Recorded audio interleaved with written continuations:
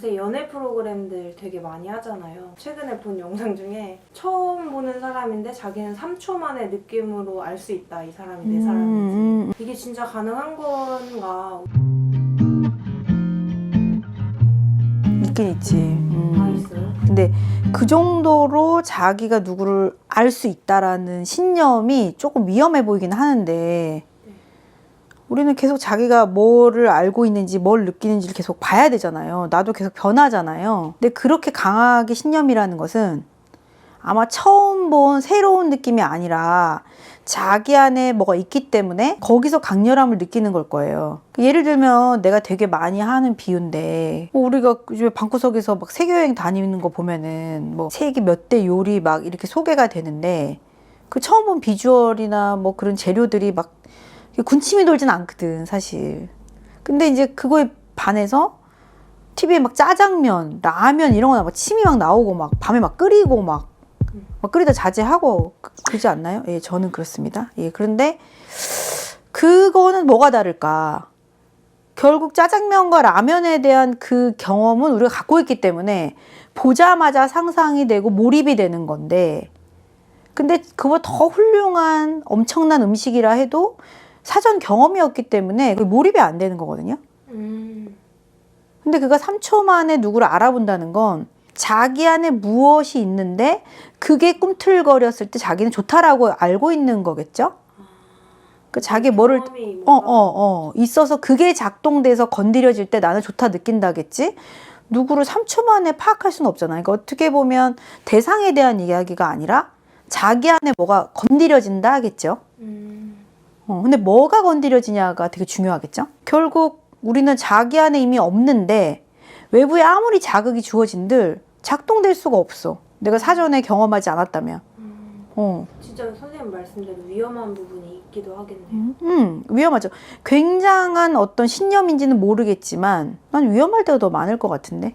예를 들면 우리가 어떤 과업을 할 때도 해결이 안 될 때는 막 애간장이 녹고 그리고 뭐 짝사랑이거나 뭔가 해결이 안 될 때는 막 애간장이 녹지만 충분히 사랑받고 충분히 서로가 우리가 안 맞다라고 헤어졌거나 어쨌든 충분한 어떤 경험을 하고 나면 그렇게 안 남아요, 그게. 저는 되게 애정 표현을 잘 하는 스타일이라서 헤어지고 나서 그렇게 딱히 큰 후회가 남지 않았거든요. 그런 느낌이에요. 근데 내가 누구를 짝사랑하고 썸만 탔는데 표현을 했는지 얘가 알아차렸는지 옛날 좋아하는지 막 계속 그러고 나면 되게 오래 남을걸, 여운이? 미해결 미해결된 건 굉장히 우리한테 계속 몰입을 시키지. 그래서 내가 누군가를 만날 때 강렬한 느낌을 받는 그 감정이 갑자기 딱 나오는 거구나. 그러니까 우리가 뭘 할 때 다 그렇지 않아? 마시는 것도 계속 막 시켜 먹어보면 그렇게 막 또 막 먹고 싶지 않지 않나? 재밌는 것도 막 계속 해보면 더 막 그게 땡기진 않지 않나? 근데 못 해봤어. 난 돈이 없어서 시간이 없어서 저 맛집을 못 가봤고 저기를 못 가봤어. 막 그러면 되게 아쉬울걸? 계속 궁금하고 끌릴걸? 뭐 그런 거야, 쉽게 말하면. 차도남한테 끌리는 차도남? 그래, 무심한 남자 맞게. 알았어. 무심한 남자. 이번 컨텐츠에서도 다 자기한테 너무 상냥한 사람들만 처음에는 다가왔는데 새로 들어온 사람이 너무 무심한 사람이고 연애 프로에서. 네네. 처음 보는 유형이니까 저 사람한테 끌리는 건가? 이 생각을 했거든요. 그럴 수 있지. 왜냐면 아무 반응이 없잖아, 나한테. 차도남은. 네. 그럼 어떨 것 같아? 본능적으로 깔려있는 거죠. 사랑받고 싶은 욕구는. 내 미해결이 일어나는 거지. 근데 나한테 누군가 잘해주거나 안 해주거나 명확해지면 미해결이 아니잖아. 근데 차도남은 누구를 좋아하는지도 모르겠고 백지 같잖아. 네. 그러니까 자꾸 내가 일어나는 거지, 내 감정대로. 너무 이해했다. 내가 누군가한테 사랑받고 싶다는 욕구가 본능적인 욕구임을 알면 내가 왜 이렇게 끌리지? 왜 내가 저 사람한테 끌리지? 그 부분이 좀 해결이 될 것 같아요. 그럼 본능이야, 본능. 내가 늘 말하는 두 가지. 심리적으로 평생 해야 될 숙제 두 가지. 자신의 외로움과 두려움을 잘 다루고 사는 것. 인생의 숙제는 외로움과 두려움이에요. 외로움은 늘 사랑받고 싶다. 인정받고 싶다. 또 하나는 인생은 불안하기 때문에 계속 알 수 없잖아, 한시 앞을. 안 불안하고 싶은 거야. 근데 그냥 두려운 본능이야. 근데 불안한 거야, 인생은. 그래서 자꾸 내가 외로움과 두려움이 지금 어느 정도인가? 어느 정도 해결이 되고 있나? 해결이 안 되면 어떻게 하고 있나? 이걸 보는 게 굉장한 행복으로 가는 길이야. 외로움과 두려움이 진짜 중요한 문제예요. 해결 안 된 감정은 계속 핵심 감정을 만들어내고 내 그걸 건드리게 되지. 애착적 결핍인 핵심 감정이 형성이 돼서 그걸 건드리는 거지. 핵심 감정이 뭔지 설명해 주시면 좋을 것 같아요. 우리가 3세 이전, 6세 이전에 심리적인 내면 상태가 거의 다 만들어졌다라고 우리는 보는데, 심리학적으로는 그때 내가 결핍됐던 감정이 굉장히 강렬하게 크게 남았다면 그 후에 다른 경험들을 되게 많이 하지만 다른 것들은 그렇게 오래 안 남고 날아가는 반면에 그 어렸을 때 백지 같은 상태에서 경험한 미해결된 감정은 굉장히 강렬하게 남아서 다른 것들보다 나를 더 계속 지배한다는 건데요. 예를 들면 내가 너무 어렸을 때 막 사랑받고 싶었는데 동생이 바로 태어났거나 뭐 엄마가 편찮으셨거나 뭔가 이유로 나한테 집중을 못한 것 같은 시절을 보냈어. 그럼 나는 계속 더 사랑받고 싶고 뭔가 마음이 허기지고 더 사랑 안 주는 것 같고 계속 거기에 끌려다니기 쉽거든요. 이런 게 핵심 감정이에요. 3초 만에 나는 상대방이 되게 강한 남자여야 된다. 강함을 느끼면 나는 훅 간다. 그리고 사귀다가도 이 사람이 강하지 않고 힘이 없고 연약해 보이면 마음이 식는다. 뭐 이렇게 말하는 분들이 종종 있는데 더 내면으로 깊이 들어가면 크게 보면 두 가지인 것 같아요. 하나는 자기 아버지가 굉장히 강해서 너무 무서웠어. 벌벌 떨었어. 그리고 너무 폭력적이었어. 근데 자기도 놀라운 거지. 난 근데 왜 강한 남자 좋아하지? 자기가 말하면서도 놀라는 거야. 근데 그 아버지랑 편한 관계이고 싶은 해결 안 된 마음이 있는 거야. 실제는 무서웠지. 사랑받고 싶었잖아, 그 아버지한테. 그러니까 그 내 몸에 배어있는 강한 남자에 대한 기억과 냄새나 이런 게 되게 익숙한 거야. 그러니까 자꾸 그런 사람이 와. 눈에 들어와. 그런데 그때 그 아버지는 너무 무서웠고 사랑받지 못했고 덜덜 떨었지만 이제 그런 비슷한 사람을 만나서 사랑받아 보고 싶은 거야. 이제 해결해 보고 싶은 거야. 현생에서. 남은 생에서 해보고 싶은 욕구. 또 하나는 강한 남자가 훅 간 사람이 있는데 자기 아버지가 평생 나약했던 거야. 돈 못 벌고 예를 들면 뭐 사기당하고. 그래서 그 반작용적으로 나 약한 사람 진짜 싫은데 나 무조건 강한 상남자여야 된다. 굉장히 이 사람에 대해 박혀 있는 거야. 근데 어떤 일이 벌어지냐면 이 사람은 그거에 대한 아버지와 반대되는 이미지를 쫓으려고 하다 보니 난 강하기만 하면 돼. 다른 걸 안 보는 거야. 그 사람이 폭력적일 정도로 강해도 몰라. 그거를 가늠할 수 없어, 이 사람은. 그냥 강하면 되는 거야, 이 사람한테. 결국 두 가지 다 얘 둘 다 합쳐서 보면 해결 안 된 것이 이 사람을 계속 끌려다니게 하는 거죠, 사실. 그렇구나. 근데 지난번에 저희가 콘텐츠 찍을 때는 내 결핍을 좀 채워줄 수 있는 사람을 만나야 된다고 했는데 이번에는 좀 반대로 안 좋은 점들을 가진 분들한테 더 끌릴 수도 있다는 거네요. 그러니까 결국 내 결핍이 누구를 강렬하게 끌어당기는 건데 그 강한 아버지 밑에서 힘들었구나. 또는 나를 지켜주지 못하는 약한 아버지 밑에서 내가 힘들었구나.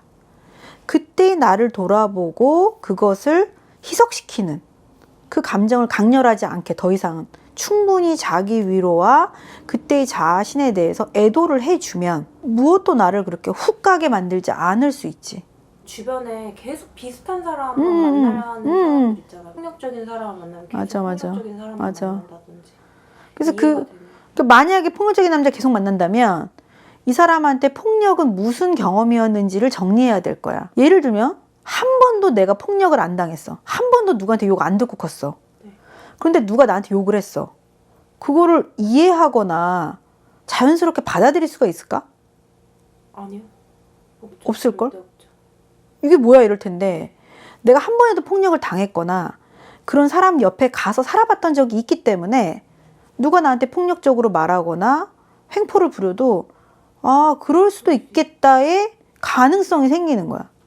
그러니까 우리는 어쨌든 내 안에 있기 때문에 자꾸 납득이 되고 받아들이는 거야. 그래서 상대를 보지 말고 내가 왜 이거에 자꾸 익숙하게 생각이 될까? 그 끌린다는 의미가 이런 것도 있어요. 나와 똑같은 사람을 발견했다. 이런 말 하는 사람들도 있거든요. 아, 네네네네. 맞아, 맞아. 왠지 저 사람은 나와 비슷하게 낯가림이 심할 것 같아요. 왠지 저 사람은 나처럼 상처가 많아 보여요. 뭐 이런 식으로 훅 마음이 가는 경우가 또 있어요. 그게 모성애인 줄 알았어요. 모성애인 것처럼 보이나 사실은 이런 거지. 아마 내가 해석하기에는 저 사람도 나와 비슷하기 때문에 내가 저 사람 앞에 가면은 크게 열등감을 느끼거나 그러지 않을 것 같고, 보자마자 서로 되게 서로를 이해하는 관계가 될 거라는 기대? 결국엔 똑같은 문제라는 것이 쉽게 처음에 친밀감을 줄 수 있으나 진정한 이해로 가기에는 굉장히 어렵다. 진정한 이해로 가려면 굉장히 성숙한 수준이어야 된다. 그렇지 않고는 내 거의 문제인지 상대가 주는 문제인지를 구별할 수 없기 때문에 계속 부딪히게 될 거라는 거예요. 그래서 우리는 친구 관계에서도 나보다 좀 잘 살아 보이거나 나보다 잘나 보이면 되게 만나기가 점점 꺼려져. 자꾸 내가 비교된 느낌이 나니까. 근데 내가 늘 말하지만 근데 그거 견뎌봐라. 안 그러면 너 주변에 똑같은 사람만 있게 된다. 절대 너에게 새로운 영향력을 줄 수 없다. 우리는 계속 가짜의 평화가 흔들리고 나보다 잘난 사람을 보고 불안해지고 두려워지고 자꾸 그게 평형이 깨져야만 아, 이런 건 좀 배워야겠구나. 얘는 이런 점에서 다르구나 하고 성장할 수 있다. 근데 성장을 두려워서 변화가 두려워서 가짜의 평화로만 살면 그 결핍도 굉장히 두려움이거든요, 사실은. 근데 만약에 그런 생각도 해봤어. 누군가 이 사람한테 그거 나쁜 남자야, 나쁜 여자야 한 명도 말하는 사람이 없었을까? 살면서? 있었겠죠. 있었는데 왜 이 사람은 그게 안 남았을까요? 내가 너무 다른 세계 같아 보여서 그 사람 말은 이렇게 멀리 둔 거지. 저 사람과 나는 다르다. 내가 늘 상담에서 말하지만 되게 내가 부족하지만 그거를 잘하는 사람들과 내가 교류하고 있다면 나는 이미 굉장히 잘하는 사람으로 가고 있는 거다. 되게 좋은 사인이다. 결국 우리는 그것이 해결이 되고 넘어가면 별로 그게 상관이 없어. 결국 이게 왜 나 이렇게 끌릴까에 대해서 정말 고민해야 되는데 그거와 더불어서 내가 해결 안 돼서 계속 갈증나는 결핍된 것은 무엇인가? 내 내면에 결핍은 무엇일까? 어린 시절부터 내가 채워지지 않았고 계속 내가 허기졌던 건 뭘까? 그 핵심 감정을 자꾸 봐야겠지. 그걸 어떻게 건강하게 채울 건가? 술이나 뭐 사람들과 가짜로 시끄럽게 만나서 막 떠들면서 채우고 그러는 게 아니라 내 외로움과 두려움에 대해서 계속 알고 내가 어떻게 건전하게 채우고 있나, 이걸 진짜 줄 수 있는 사람들과만 만나고 있는 건가 계속 봐야겠지. 근데 그걸 잘 모르고 살면 굉장히 강렬함을 주는 사람에게 훅 가겠지. 훅 간다는 게 되게 위험한 거지. 훅 간다. 삼촌은 카메라 보고 얘기해 주세요. 훅 간다는 게 도대체 뭘까? 너무 위험한 거지. 네. 렌즈 보고 할까 그냥? 보자마자 알 것 같은 그 사람이 어떤 사람 같다라는 강렬한 어떤 해석이 여러분한테 생긴다면 이건 그 사람을 본 게 아니라 여러분 자신 안에 있는 강렬함이 작동된 거거든요. 그래서 그 강렬함이 뭔지 아시는 게 위험하지 않는 연애를 할 수 있는 시작이 될 것 같습니다. 그래서 여러분 강렬함을 잘 보시기를 바랍니다. 네, 이상이었습니다.